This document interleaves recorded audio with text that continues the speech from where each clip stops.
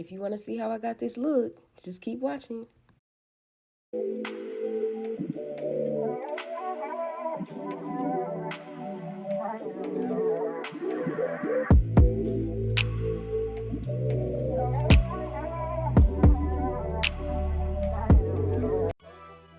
Hey y'all, I'm back, obviously. So here you see me, I already blow dried my client hair, okay? I'm just showing y'all what it's looking like, okay? She got inches in they natural, don't even come for her, don't even play. So, y'all see me looking busted in the same video. Like I told y'all was gonna see me in the outfit in more than one video. This is the client that I told y'all that I had to do once I was done with that wig. Anyway, let's get into it. So I'm about to start parting her hair down the middle for her braids. Obviously, we don't like crooked braids. We don't like braids that don't look neat. We don't like none of that. We want it to look crispy from the foundation to the cap to the install, all the way through the whole process. We want everything to look nice. We want everything to look good. Okay, so I'm gonna just show y'all, a few clips of me braiding and everything. She is getting a wig install on today. It is a frontal wig, about 18 inches, I believe. And I put the link to the wig down under the video.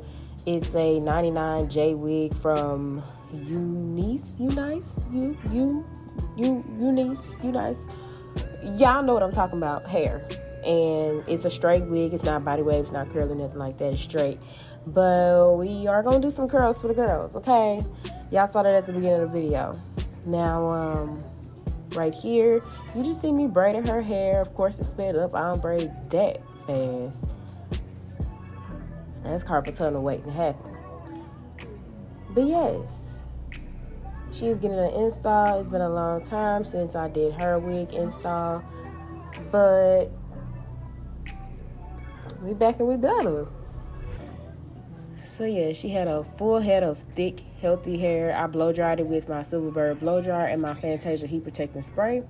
And I used the high heat and I used the concentrator nozzle so I can get it straight as possible, so that whenever I braided her hair, I could get it flat as possible. So this first braid that you see going under the other ones, basically I took the two side braids, the two outermost braids, and I braided them all the way to the middle. And then, as you can see, the other braids are connected like I usually do all the rest of my braids. And I'm just fixing a few little mistakes. And now you see this one long braid hanging, okay? Inches, don't play with her. And now, I'm just taking my little edge brush and my got-to-be black bottle of gel. And I'm just putting it on her edges so that whenever I put the wig on her head, put the cap on her head, her edges won't be in the way, they won't be disturbed, and they will definitely be protected from any harshness, any issues in the install. Not saying my install have issues, but when it comes down to protective style, you don't want to put glue and all this other stuff on top of your edges. So you want to put it in front of it. So I'm just showing y'all the wig. It look real, real good. So yeah, she's under the dryer right now. The got-to-be is drying. And I'm just showing y'all the wig. Look how good it look. And it's just a beautiful color. I just saw, I was like, baby, this is the color for you, honey.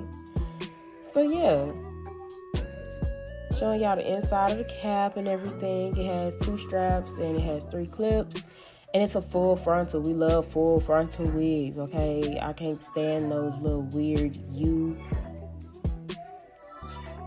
VW, whatever you want to call them, shape, T-part, whatever you want to call them, shape wigs. I can't stand that lace. And do I have something to tell y'all when it comes to that type of lace? But y'all, anyway, y'all see me putting this blue cap on her head. This cap actually came with the package, I believe. She also got some eyelashes. She brought the box, but it wasn't mine to share, so I didn't even, I didn't even do that. So I'm using this got-to-be spray. Once the gel was dry, I just took her from under the dryer, put the alcohol, the 91% alcohol on her forehead just to make sure it was clean. And now I'm spraying this got-to-be spray.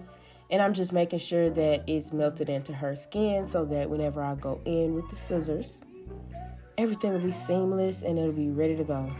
Y'all already know how it works. So now the cap is coming off. Slowly but surely. And I just want to make sure that I have it lined up with her hairline. I don't want it like too far into her face, too far back. Just making sure it's in the perfect place where I need to put it. Now you see me using the alcohol again, just so that I can get any extra residue that was there from the glue. Not really glue, but from the gel to the spray to any oil she had on her forehead, just so that whenever I do this install, it don't go nowhere. And now y'all see me using the infamous GHOSTBOND XL on my client. I used about, I'd say 3 to 5 coats of the glue. And y'all see me, I'm going in, okay? Like, people be like, don't use a lot of glue. I'm not using a lot of glue, but I'm also not gonna just put a little bit of like, I'm not gonna put no little itty bitty dots on her head and expect that lace to stay. No. Y'all see that. Y'all see I'm going in with that glue. Y'all see. And once I actually melted it, honey, it was up and it was stuck. Okay? Not going nowhere. And y'all gonna see me continue to put it. I really honestly think I put three coats on her. And that was all I needed. It dried clear. And I just went, after that, I went straight into putting the wig on, and it automatically went. Like, it was perfect.